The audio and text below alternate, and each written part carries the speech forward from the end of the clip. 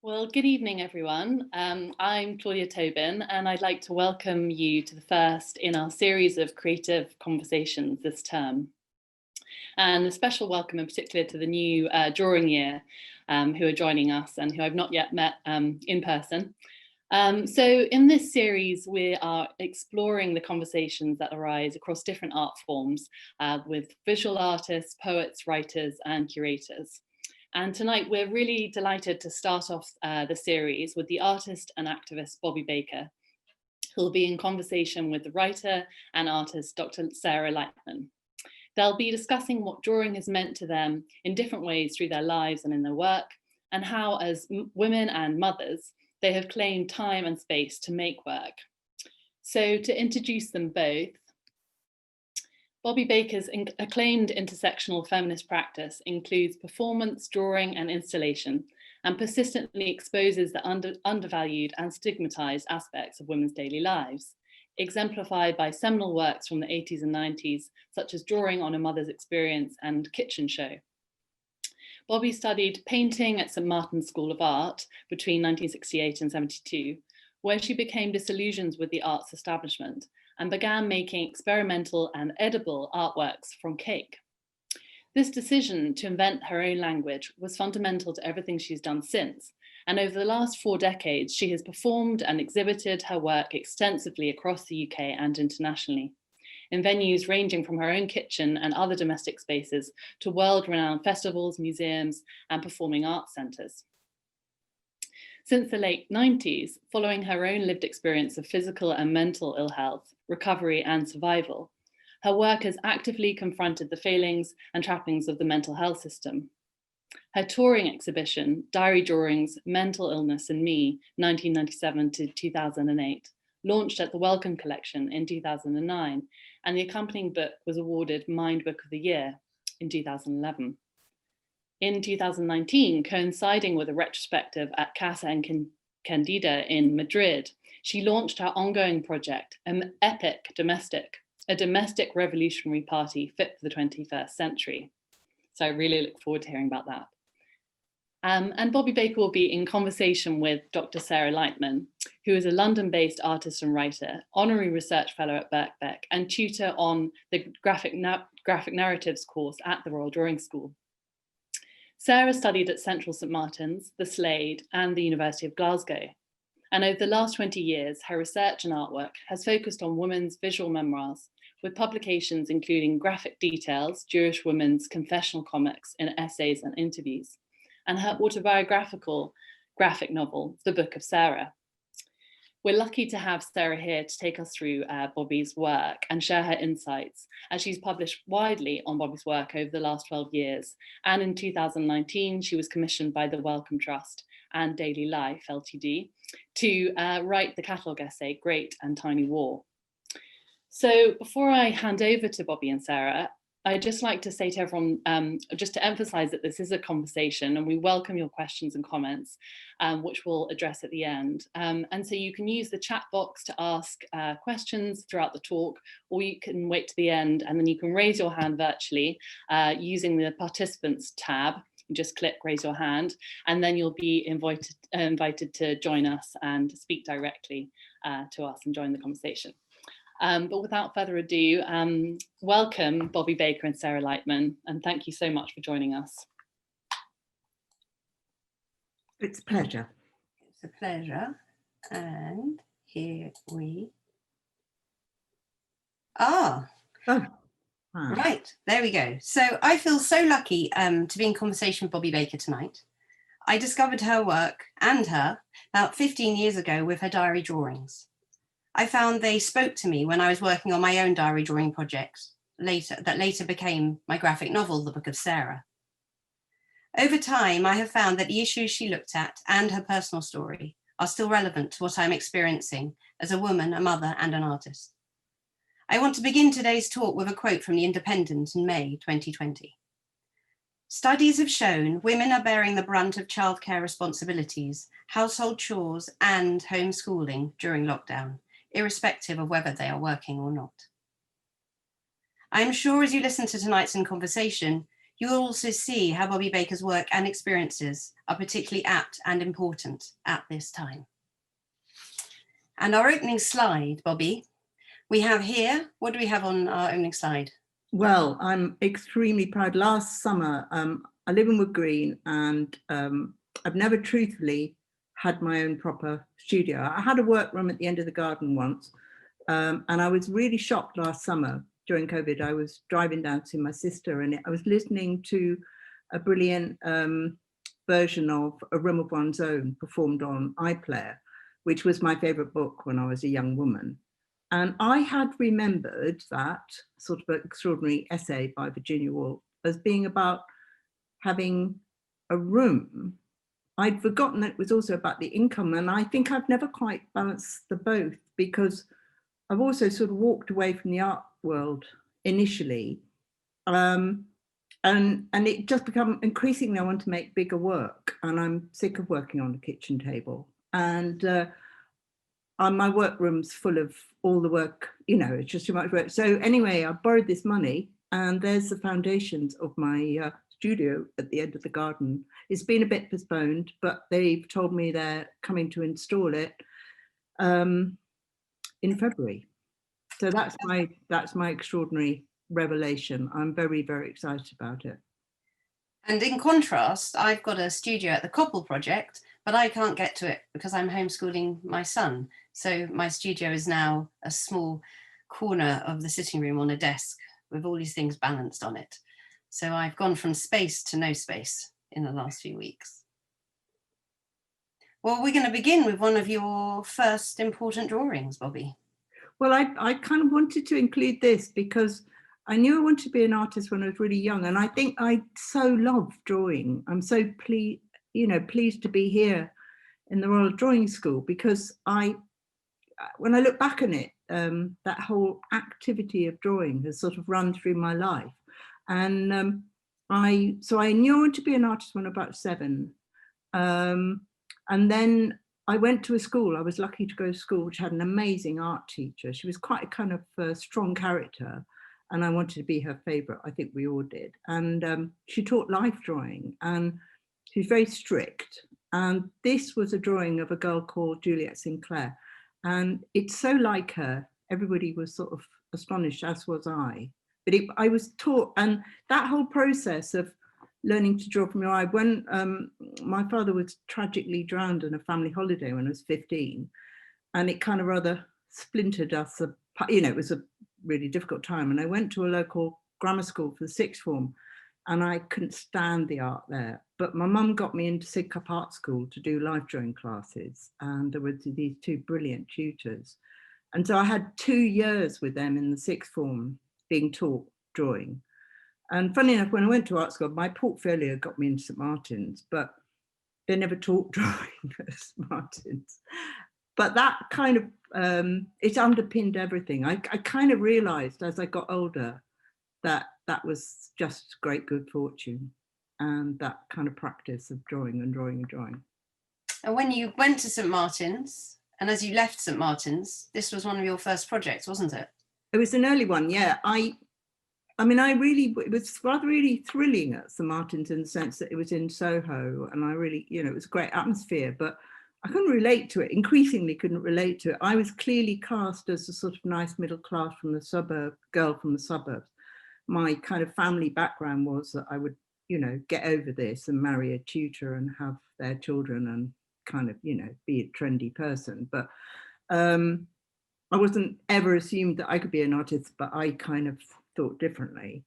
But I just found it so elitist, and I was really outspoken about it. But I also, when I look back on it, there was nobody I could relate to. There were a couple of women artists. There was Gillian Ayres was, a big character there. But I just could not see how I could fit my work into painting and drawing, much as I loved a lot of that work. So I left and rather idealistically decided to be a businesswoman, which didn't, it's hopeless, but and then got really sick. So I started making these cakes, and that was this breakthrough that cakes were my own language. It was exquisitely funny when I made my first really bad cake.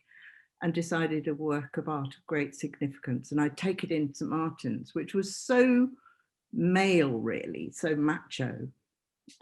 Show it to Anthony Caro and say, hey.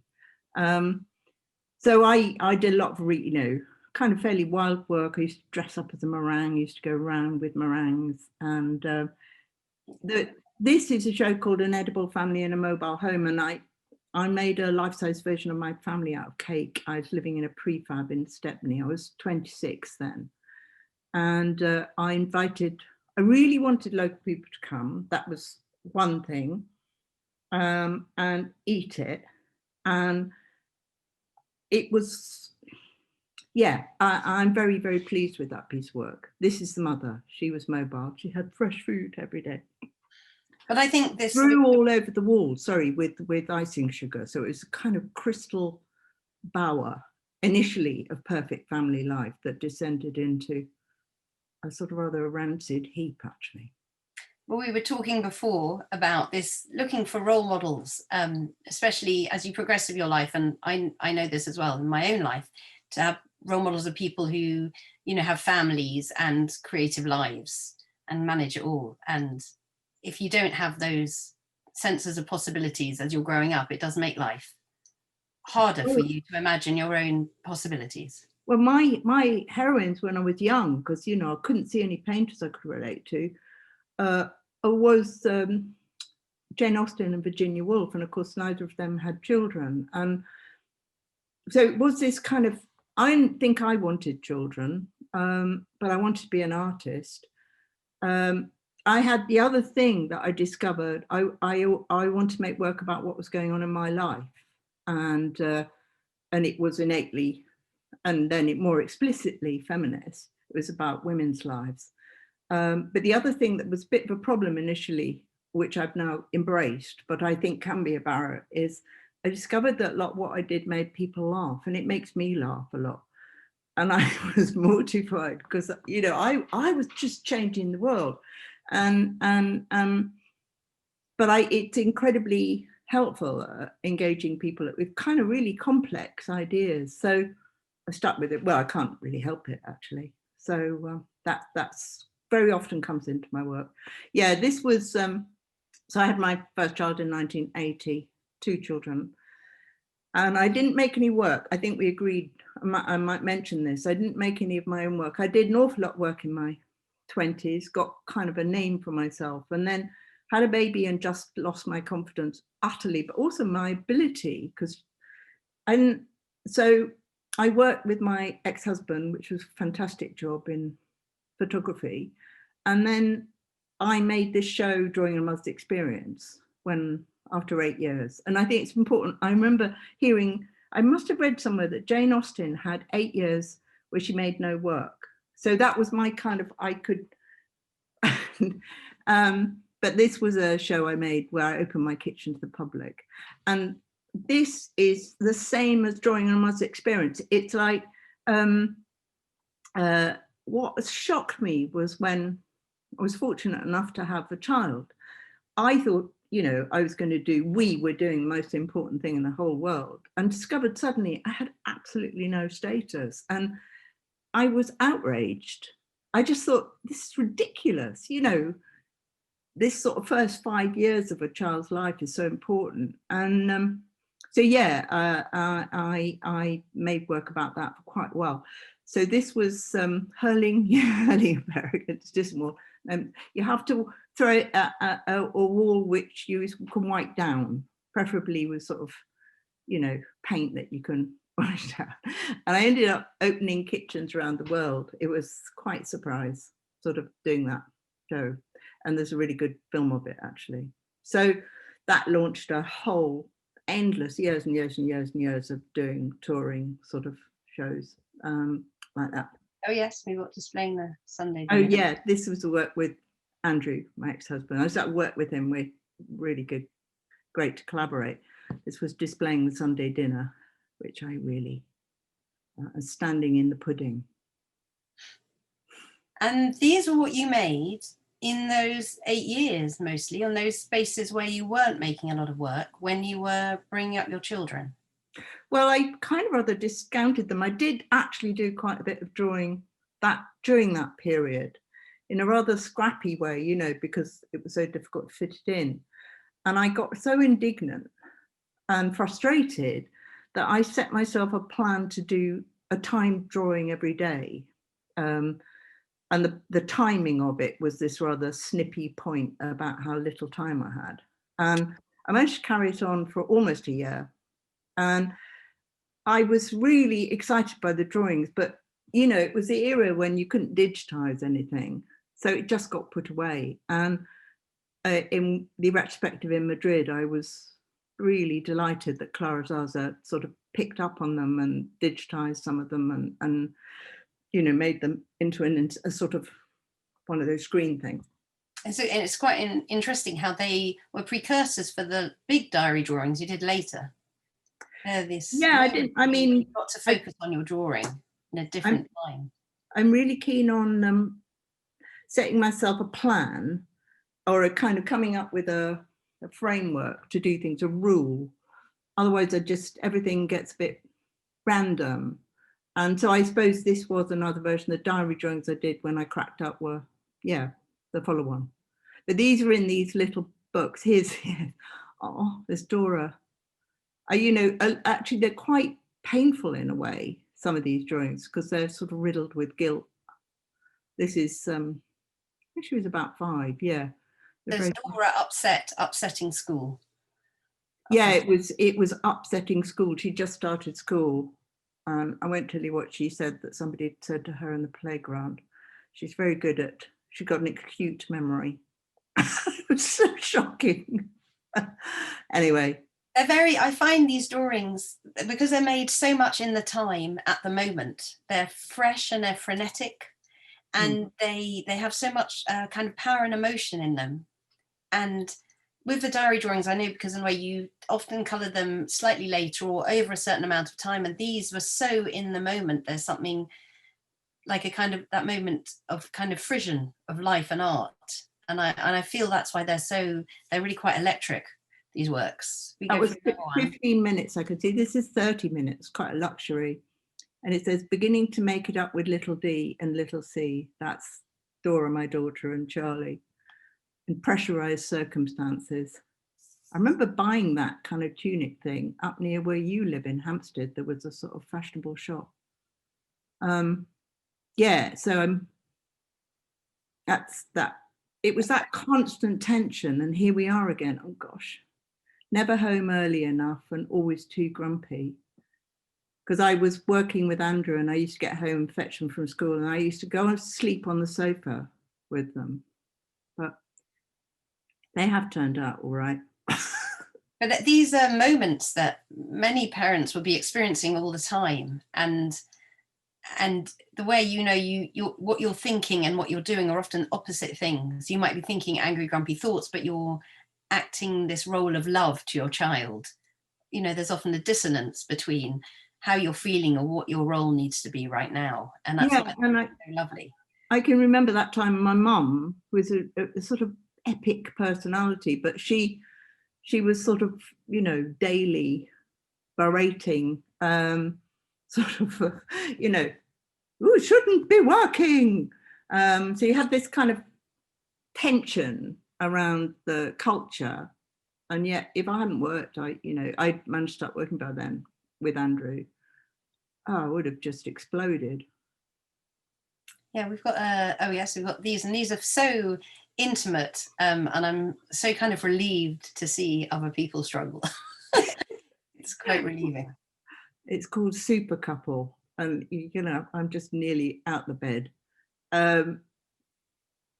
It's just, I'm amazed. I mean, a lot of my drawings that I think work the best are sort of my imagination, you know, what I kind of think I see. I'm quite pleased. I don't draw often what I actually see these days. And there's this one. Yeah, I don't know what that means to let not your anger touch me. It was just about the idea of protecting myself from something that was going on. Yeah, I find them very amazing. And at the time you tried to publish them, didn't you? And they said you'll never get them published unless you actually make a name for yourself. Well, I showed them to a couple of people, and I went to Virago and saw the wonderful Ruthie Petrie, who sent me on to an agent. And this woman said, I mean, it was so massively expensive to digitize. Well, there was no such thing as digitization. And I'd moved on by then. That I do find that I was 70 in the autumn, which is rather wonderful, but I find it wonderful. But I've got so much of these drawings, and so the fact that these are digitized is really exciting and shareable, And I feel what these drawings mean to me and make me feel is they have a feeling in them and an emotion. And I know with your diary drawings, they can articulate something sometimes you're not quite prepared or able to find words for. So sometimes the way you draw is a visual language for a verbal language I can't quite give you or someone at the moment. And I think that's one of their powers. Well, I also think that can happen in performance, that, or art. I think it's art in general, that if I talk about one of my things I feel so outraged or indignant or whatever, I can be quite ranty, or I notice people glaze over. Whereas if art is an extraordinary communicator and leveler, and it sort of puts something in the middle, and that's what's so exciting. I can, in this instance, express my emotion. It's not threatening. And my work, my performance, or the installations, they work. They are sort of about my life, but if they succeed, they're not about me. It's like, that's what's so exciting when somebody like you looks at these drawings and thinks of themselves or their parents or their family, or what's going on in a pandemic. Thank you. Right, and then this is lovely. we were doing, Andrew became a really successful food photographer during the 80s. I mean, it was an extraordinary time. And we were doing a job, it says Women's Journal Tension. We were doing a food shoot. I don't know what was going on. But I just loved that world. I was a stylist. I used to zap around London and get the props. And it was so exciting to earn money that, which I hadn't been earning a lot of in my sort of bits of workshops I used to run before. But also, and my artwork never earned any money. But also, I loved this way that people collaborated and the whole arts establishment that I'd come from sort of celebrated this, I just feel rather nonsensical idea that there's you can get one person who does everything, but very often there's a whole range of people collaborating on things, especially now. And I like working in a team of people where you get more than some of your parts. And that's what gave me this idea for, when I came back to doing my work, that's how I wanted to work. I suppose it's only good when you're working and there isn't like red shooting bits of fire coming between people. Well, there have been shows I've done. I remember at the Barbican, there was a lot of red shooting fire. So it doesn't always, it's a drawing on mother's experience. This, I wanted to include this because this was a show I did that's still kind of, well, I'm doing drawing on a grandma's experience now. This idea of making a drawing out of food on the floor, on a double bed sheet, about my daily life. And so it's drawing again. I watched it again today, and I mean, it's funny, but you talk about anger, you'd have your molasses. I can see it when I look at those drawings. I can see it all merging together quite a lot, except that's not on the page. It's on a sheet. It's very subtle, and people can take it in the way they want. That's what's so great about art. You bring to it, or you take from it what a whole various things. I wanted just to introduce some of my own work and how it kind of resonates with a number of the themes we've just been talking about today. My graphic novel, The Book of Sarah. I made work about when I became a mother and the pain and the pleasure of being a mother, and the child's pleasure and my own pain. And I wanted to draw the bodily efforts I was making. So here I have my son And I write, my aching breasts, your happy face. Yeah. And he's like having the time of his life, and I'm struggling. And in this one, it's the baby monitor. And I write, my nights, a series of your most determined interruptions. And I wanted to draw the intellectual and creative disruptions, the break in my flow that still happens now as I am homeschooling and fills me with a fury. Well, I'm very aware of that. I mean, this, because I've got a daughter and you know, 5 grandchildren, and you know, much more equal parenting than we were ever able to achieve. But it's that same thing of, you know, the ecstasy of dropping a child at childminders, which is not always possible. You know, it's like liberation and fury and frustration and delight and exhaustion. Yes. And then I drew this knife and I wrote, every day I am a knife edge away from fucked up motherhood. One grape, one door hinge, one plug socket, and it's a disaster. All the accidents that Harry might have. And I wanted to paint the deep, deep fear that I will not protect my son from what he doesn't know about in the world and from the dangers. And sometimes even protect him from my own impatience.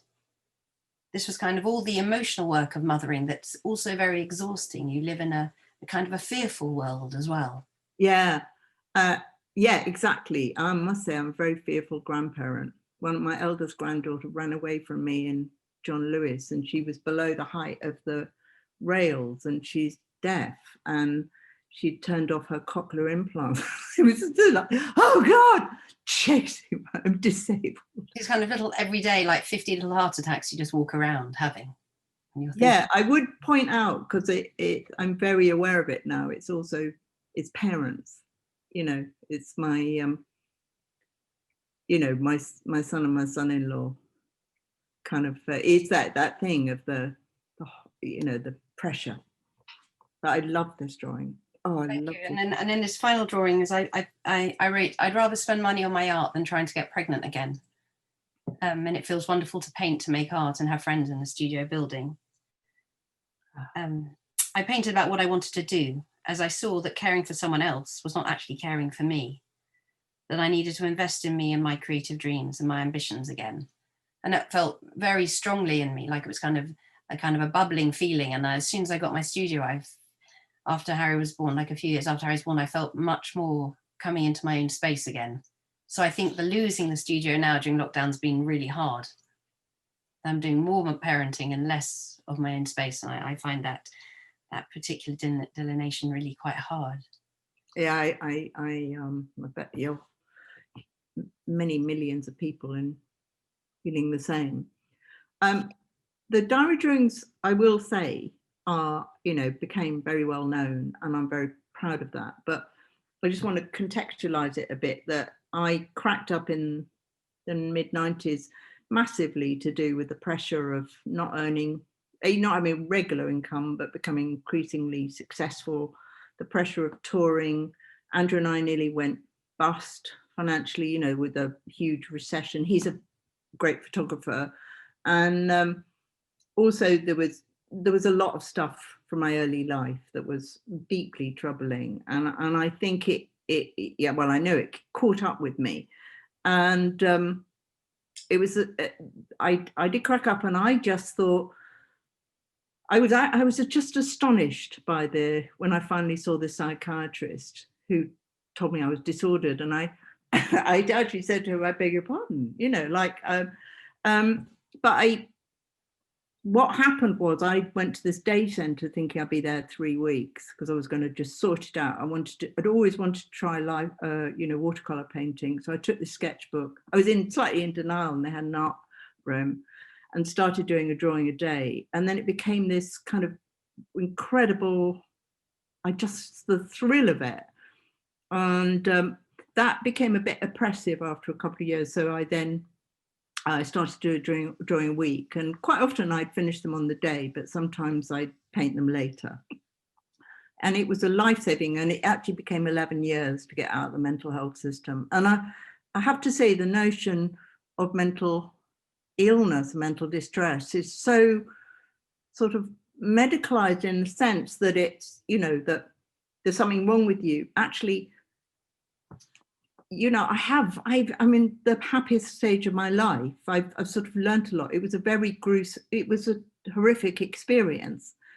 And but I learned so much, and I sort of met such people, and these drawings. So when I gradually started showing them to people, and then they want to see more and more, and then this guy Dan Hinchcliffe suggested that Andrew photograph them like they were objects on the kitchen table, and so that became a small exhibition. Then I ultimately approached the Wellcome to do a kind of collection of, you know, big exhibition, and wonderfully they said yes. And I curated it with my daughter, by then a trainee psychologist, clinical psychologist. So we put this collection together. We curated it to tell a story of the ups and downs, but really saying, you know, that I got better and this is what goes on. So this one was a real shock, because I was just in the most terrible state, and I thought, we never did anatomical drawing or anything, you know, like that. St. Martin's was so old-fashioned then, and so I was really proud that it looks like a skull. And then I stood back and I was horrified, because actually that's how bad I felt about myself. And the breakthrough with that one was when I showed it to a psychologist, brilliant psychologist, a couple of years later. He said, "Oh, can I have a copy of that to show my students?" And I said, "What do you mean?" And he said, "Well, I know a lot of people feel like you." And it was amazing. I thought it was just me. That's the trouble when you're feeling bad in your head. You just assume it's you. So that's when they became more and more powerful. So this is just one of them. I did over 700. And they're all the beautiful colours. They're incredible colours. They're so rich. Well, we've only got a few of them here, but one of the projects I'm working on now is Andrew digitized, you know, about 200 of them, but we want to do the whole thing in partnership with Outside In, and so that they're all safely digitized. This one, that's how indignant I am about housework. That's what I felt I had to become. Well, I was at that stage. Yeah, I feel very much like this. These days. I love this one. This is the Buttresses of Academia. I had a fellowship at Queen Mary, which I loved, and that's me giving myself a lecture. And those the Buttresses of Academia are these people who are propping me up. And this one, it's called "Please Stop Assuming All My Problems Are Emotional." I mean, I got really bad arthritis. I was just about collapsing in agony, and they missed the fact that I had breast cancer, because at any time I said I felt ill, they just thought it was emotional. So by this stage, I was fortunate. I had surgery and chemotherapy, and I was really, you know, I didn't have any hair. I felt really exhausted. I remember saying to one of these mental health professionals, "I feel really dizzy." And they said, "Are you really? Got so much on, you must be really stressed." And I said, "I've had chemotherapy." So that was my riposte, giving them peace of my mind. And this one is the daily stream of consciousness, which is where I am now, really. It's the final one. And it's like this stream of thinking going through my face and up. And there's the little boats in there that I'm in. And it's a cabin cruiser, which I'm in now, a kayak and a rowing boat. And then there's all day. I like parks and people, and I've got a dog, and I like hanging around in public spaces, just trying to be normal, really. I like people very much. And the painted drawings are very much places you'd like to, I mean, I feel as a viewer that I could sit in them. I could be with them. Well, I want to be there. And it's actually got a lot of references. It's stream of consciousness from, you know, there's lots of intellectual things that I picked up. And it's the Thames. It's an extraordinary image of the Thames, but I won't go on about that. So I just wanted to introduce a double page spread from my graphic novel. When I drew a series of self-portraits during a time when I was living in New York and I didn't feel quite in control or able to be myself. And I was feeling incredibly uncertain. And sometimes in the drawing was the only place that I could be where I knew where I was. And everything else in the world felt like unsteady and frightening. At least I could be in the drawing and that felt safe. Oh, they're wonderful. I think a lot of people would relate to that. It's that self-portraiture you just gaze at. But I love that you curated them into these collections. That's the exciting thing. I also wanted to just draw and show you in lockdown my drawings. I'm struggling with this huge wave of domestic tasks that separate me from art waking and doing the things that I love. And so this is the endless multicolored laundry tree that keeps growing in our sitting room. And every day it seems to grow, and every day I take it down, and every day it's grown again. And these are the lockdown dinners that I cook on demand. I'm at home and I'm cooking 3 meals a day. But in this painting, my repeated menus suddenly are transformed into something much more transfixing. Yeah. And I like that moment of taking the very banal. Yeah. And finally, my interrupted bath, which is the only room in the house I have with a lock. And in Virginia Woolf's book, she actually says a woman needs a lock on her door so that she can create great literature. But even in my bath, there are interruptions and signs of the family. So it's not really like my studio at all. God, yeah. I mean, I tell you, when you get to my age, the bliss is being on. I mean, I love the freedom, actually, coming and going. Wow. So now we're on to epic domestic, Bobby. Well, this is, yeah. I mean, I will do a plug. We've just launching a new website, which is we've been working on during lockdown. I mean, it's Daily Life Limited, the organisation that produces my work, but I work with, and because we haven't been able to do some of the things we were planning, like carrying on with Epic Domestic, we put together a digital archive, which is to be developed. It's got a lot of video to go on it, and it's kind of enabled me to look back over quite a lot of projects, not everything I've done back till the 70s, and I'm very excited about it. But this is, so I can sort of see references to things I started in my 20s. And so I came up with this idea for a domestic revolutionary party. I just crazy about propaganda, the idea of propaganda and you know, packaging, all the imagery that goes on that you take for granted, which is essentially advertising is propaganda. I mean, it's sort of selling you things, and how you could use a work of art that was in many art forms. So it could be performing in the street, sort of campaigning with a placard, or it could be, and I've got all sorts of ideas about that, or it could be posters. This was a poster that was given away free in Madrid. It's the biggest drawing I've done. I made it with print with this wonderful printmaker, Royal Academy.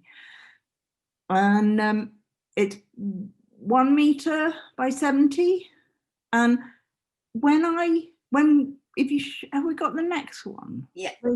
Yeah. So this astonishing thing happened of having a retrospective in Madrid, where I think I've begun to realize since I was 60, I just thought, oh, you know, madness always excludes you, being a woman, being disabled. I know I'm white in the middle class, but I just always felt much more affinity with, related much more strongly to people on the edge, but very thrilled to be making work and felt very lucky to get the opportunity. And then I started to think, oh God, now it's ageism. It's like, started to look around at my male peers from our school days, and I just wasn't in the same place at all. And one of the things I've always liked is scale, you know, so you might do a really big installation working collaboratively, but the drawings were always small because I was doing them wherever I went. The diary drawings, I made them wherever I was. And I was talking with Clara Zaza, the curator, I had a great relationship with, about what could go in this show. And I was just going to do the poster, and we were talking about murals, and she said, well, let's do why not do something really, really big? And I mean, it needed a couple of days more, maybe 3 days more to really kind of bring it together. But it was a fantastic first start for doing a mural. So I want to do more of those as part of the propaganda poster. But I also want to make, you know, these little films that go on social media and street performances and things. So yeah, that's sort of. You're very busy in your studio as well, making some new drawings, aren't you? Well, then working on these, you see. One thing I will say, as somebody who's not, you know, not worked in normal kind of art sphere, my work's been publicly funded or funded by touring or ticket sales. I haven't made anything that was for sale or could be saleable, and I'm really would love to make posters, you know, to make things. I'm so excited about the thought of making these big watercolors and big paintings. And so that was the idea for having a studio, you know, that had more room in it, really, to sort of step back and put huge amounts, you know, really big things on the wall. I've been watching people in their studios over the last few years online, and just envying them. Just, I want to put, because I've got so, you know, so much work up on my walls indoors. Right, so if you've enjoyed our talk and like to listen and watch and read more about Bobby Baker's work, she's got a spangly new website. Yes, that was a new drawing I did at the beginning of lockdown of me sideways.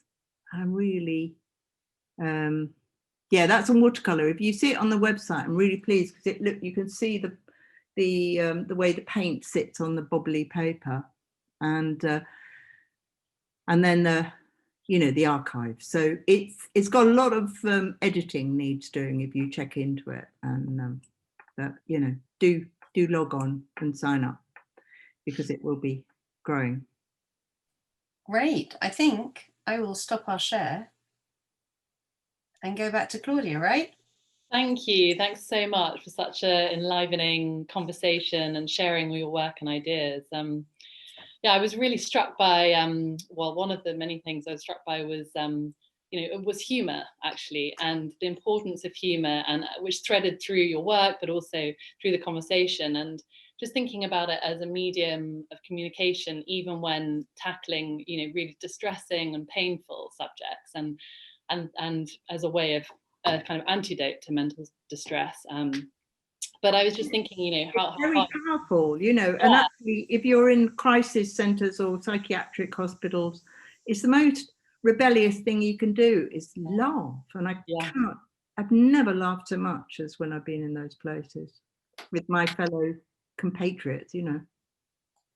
And in terms of just thinking about the epic domestic as a sort of, you know, puncturing propaganda, and, you know, it seems a strong element there. I was really enjoying seeing those works.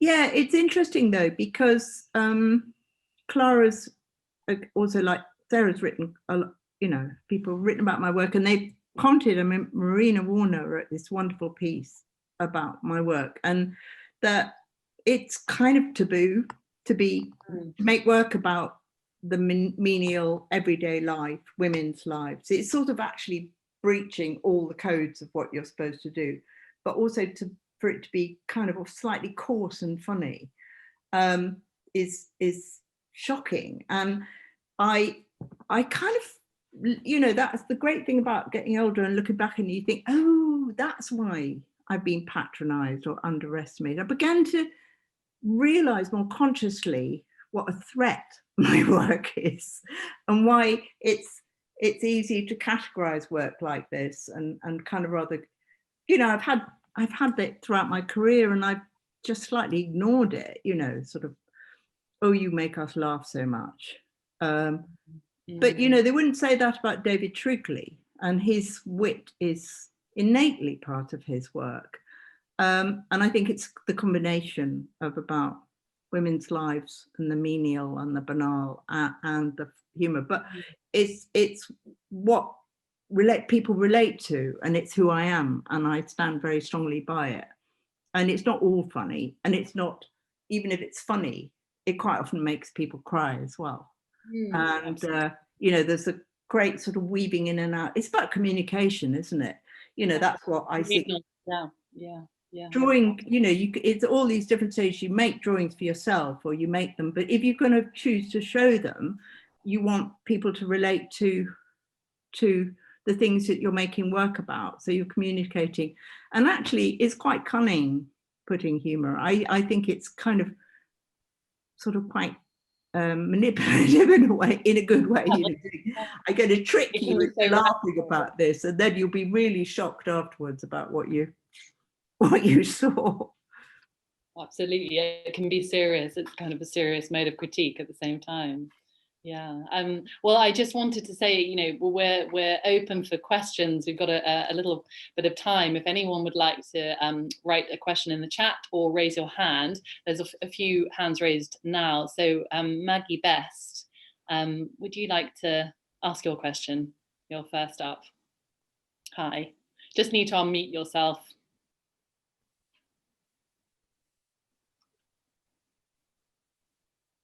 Just need to unmute. Sorry. Hi. I was just playing with the signals. I didn't realize what it was all about. Sorry. No problem. Next person. Oh, right. Okay. So Ellen Elizabeth. Hi. I think we're on mute, ready to go. Yeah. Hi. Thank you for the talk. It's been really, really informative and interesting. I was thinking about this, well, you've both made work that's really personal and like quite detailed stories from your own lives. I've done a bit of that myself, and I always, I end up, like, for the last couple of years, I've been in a sort of rut with it. And I've gotten what I've found out to be called a vulnerability hangover when I've overshared like periods of my life. So I want to ask if you've ever felt that way. Well, it's a really interesting point of feeling very exposed, and it's a risk. I mean, Dora and I knew with the diary drawing exhibition that it was a massive risk. Tried to get Andrew and Charlie, my son, to sort of engage with, you know, this potential family, well, it is family exposure, but they were just cool with it. Charlie said, "Oh, it's got to be done, Mum," because he was really interested in the drawings. But it is a risk, and it can leave you feeling exposed, and it means people can underestimate you or patronizing you, and also be dismissed as being confessional. I remember reading reviews of work, not mine, in Edinburgh Festival, which was so diminishing. And actually, if you see the context in which people are criticizing you, maybe you touch something, I think it's something that you can overshare, but you can also learn from that or do things differently in a way. I think there is a real kind of, once you curate it and package it into a version of what you want people to see, that's the most powerful. But that doesn't just happen, you know, you have to try all sorts of different things. Are you from, where are you from? Because are you from Iceland? Yes, I am. Oh, hello. I want to just say that I struggle with feeling a bit embarrassed and shameful about my work, and then I meet people and they say, "Oh, I've read your book," and then I feel really, really awkward because they know all this stuff about me. I don't know anything about them, so there's this kind of discord in me about it. But I it's all I can do. Like, it's an urge in me, so I can't even stop it. But I do notice what Bobby says is that sometimes your work could be dismissed as autobiography, and all the other layers that you're trying to put into it, you know, all those tracing paper layers of ideas and thoughts and concepts, they kind of get dismissed entirely. just as autobiography, and that makes me a little unhappy. But there's always going to be people in the world who get what you do, and there will always be people in the world who don't get what you do. So you just have to keep making it. That's kind of what I say to myself anyway. But also the autobiographical slur is a deeply high art. It's a sort of patriarchal structure about what you can and can't share and what you can and can't do. And I absolutely challenge it. If you think of the suffragettes, it's the personal, it's political, and it, like standing in the pudding is, if you're going to look at it analytically, in some ways it's abject and humiliating. But I completely, I have to campaign against that, because if you're going to be always constrained by the rules of the past and what people say and think about you, and I've got great sympathy and understanding. I always hate work when I've just made it. I always spend years sometimes working on something and then think, oh, it's not worked and it's awful and it's embarrassing. But, you look back on it and sometimes I just think it's such a compulsion to make the work. And the other thing that's really strongly come out for me that I feel so confident about is that if it works, people don't talk about you. They're interested in it as a sort of a mirror or a fascination. So I would carry on and share and overshare and then undershare and sort of experiment, really. And I would also say for me, Bobby was a very important figure in my creative journey, because it helped me feel stronger about the journey I was on. And so I would always encourage people to find their creative family and the people who want them to do well and want them to express themselves and their story. That's one more point, that when I was at art school, there wasn't a family for people like me.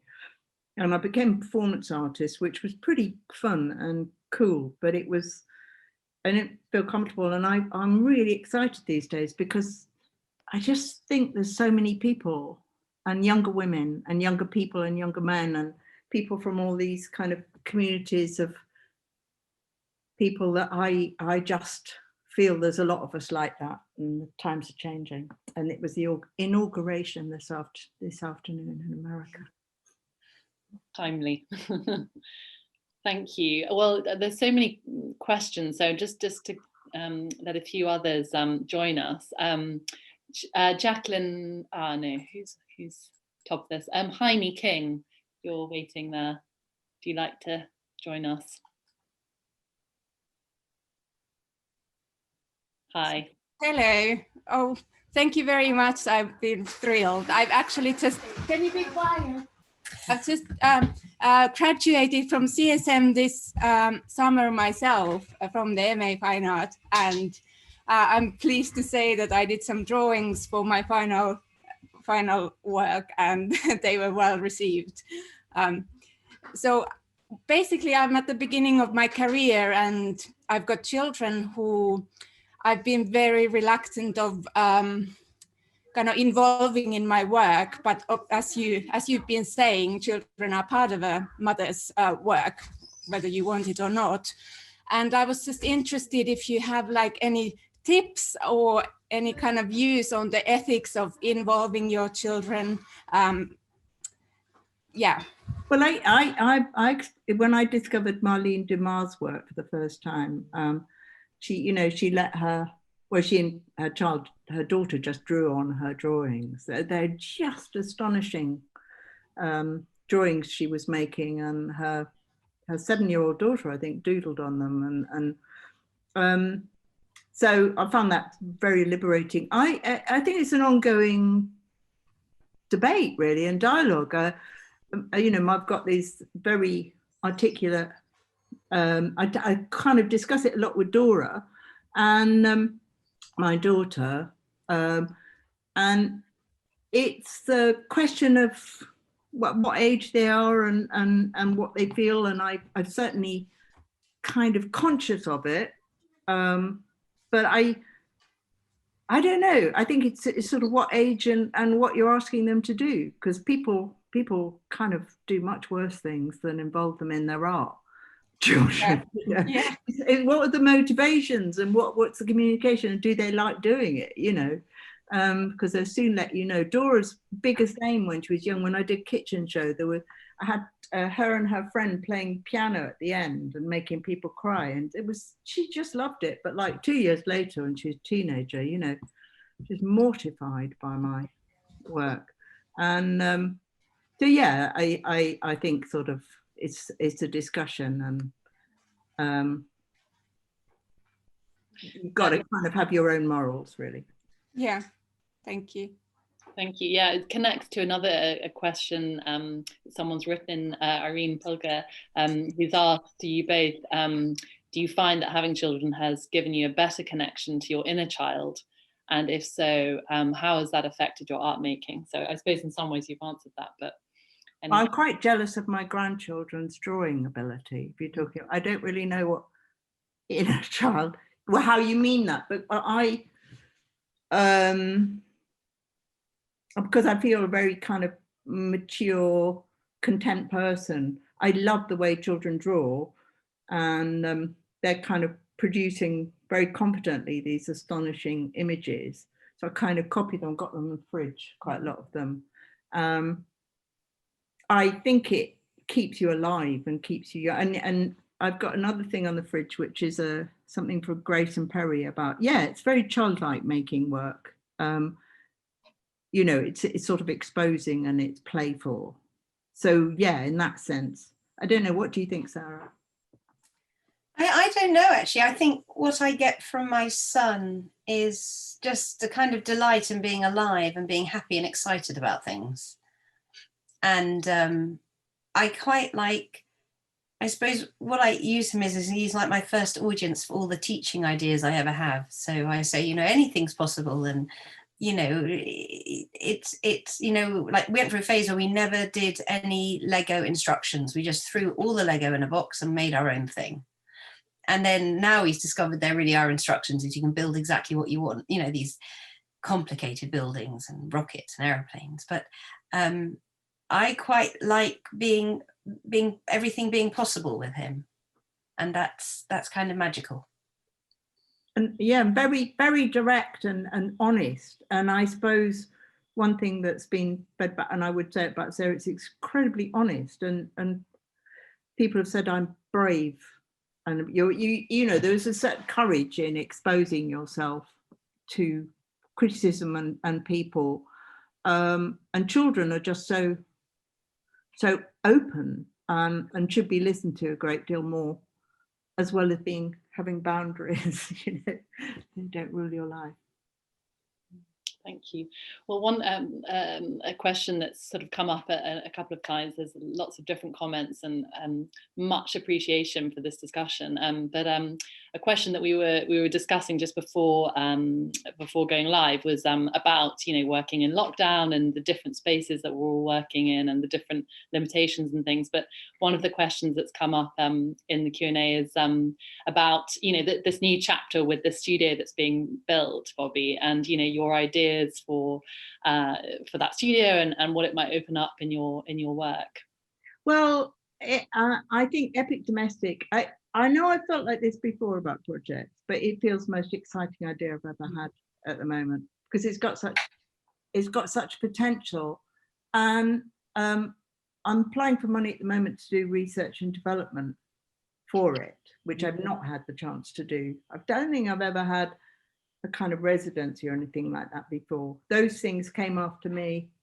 Like, you know, there's things happen that are better or worse. Well, no, I think there are more opportunities in some respects. So I suppose the studio is a space to explore all the ideas from Epic Domestic. And I just want it to be a huge propaganda campaign where lots and lots of ideas come together. But I'm also really interested in, I love social media. Well, I don't love it. I like the power of it, you know. And so I got really horribly involved with TikTok at some stage last summer. You know, I kind of signed up to it, and that music, that dance, which was sort of really funny to begin with, and then it got really irritating.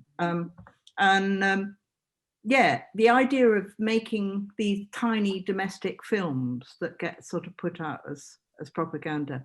But yeah, there's so many references to it. It's sort of Soviet propaganda and Dadaism and weird performances, and I'm being a bit random in the way I talk about it, because I feel at this stage of excitement where I don't have to pin it down, although I do have to start thinking about where the money's going to come. Stage. That's fantastic. And that shift in scale, I love that idea of the epic, of the domestic becoming epic, or being epic anyway.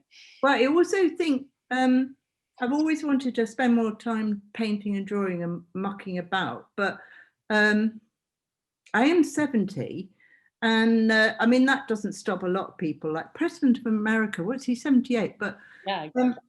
I just would like to have a slightly sort of, you know, more opportunity to sort of pot around and think about ideas that and try things out. And then I'm not so keen on the touring performance bit these days. So we did get money to tour Drawing on a Grandma's Experience, and sadly, because of lockdown, I think we're going to make a film of it. So we'll look forward watch this space. Yeah, absolutely. Well, I think maybe we have time for just one more question, in a sort of direct question. Jacqueline Nichols, I think you're next. Probably have to be our last, I'm afraid. Thank you so much. It was really lovely and fascinating to you both. My question is really about materials, and you mentioned earlier about the sort of patriarchy hierarchy, and so it struck me about that both of you use these very immediate, direct kind of materials like pencil and pen and watercolor, but there's often, I just want to ask about the materials you use and the kind of hierarchy sometimes that's imposed upon, like some materials are seen as proper art and some are relegated to this kind of domestic sphere, and how that feeds into how you both work and your drawings. Well, yeah, who says that? I mean, I suppose historically, and I do think it's massively changing now, you know, what is proper art? Luckily, it's the first time I felt hopeful about the art world, the sort of mainstream art world, that, you know, the exhibitions that you're able to see, the artists I've seen explored from, and that talk by Denzel Forrester, it's just so thrilling. And, you know, it's been mortifying for decades, you know, the how few women there are, but also how few people of color or people of different sort of parts of the world. And I think they would challenge this notion of materials, you know, what you make work out of. So I would sort of say I'm on that, it's what you need to make, or what you can make, or what you can afford in the moment, really. And I've not had the opportunity. I mean, I would like to make really big paintings now, but it costs a lot of money to paint, doesn't it? You know, so you've got to kind of factor that in. I have spent my whole adult career applying for money. It's like a sort of addiction, you know, compulsive public funding applications, and each time it's like the chase, you know. But there's a sort of slightly desperate edge to it. There's also that coming back right to the beginning about a room of one's own, a studio of one's own, is giving yourself permission, but how do you afford the materials that you're using? And I could spend I could have the contents of a huge art store like the one in Islington, and that's what I'd like to do for the rest of my life. I suppose mine's a little bit different, because I've found that my paintings and drawings all form into some kind of a narrative, and I always now think everything I do is going to end up into a book, some kind of visual narrative of something. So I don't even think it's even, I mean, I make these works and they become these paintings, but in the end I have this vision that I'm going to tell another graphic narrative. You know, I've done one graphic novel, I'm going to do another in some text image form. So I don't even think high-low art, I just think you're going to become a book. That's how I think painting I do, you're a page. So materials aren't my concern in so as much as just this idea that I'm on a journey in a narrative. And actually books are just magnificent, graphic novels, and what you've opened my mind to, my sort of experience of, you know, the power of a book or a Kindle or whatever, you know. And creating narrative, I suppose. Yeah, thank you. Well, there's so many so much more to discuss, but we have to draw to a close, sadly. So just really want to thank you, Bobby Baker and Sarah Lightman, once again for such a fascinating and inspiring conversation. And yeah, look forward to Epic Domestic and all your work in the future, and to Sarah's next novel. So thank you. And thanks to everyone listening. Please also do join us next week at the same time, when we'll be welcoming the artist Samaya Critchlow and curator Isabel Seligman in conversation. So thanks again, everyone, and have a good night. Thanks, Sarah.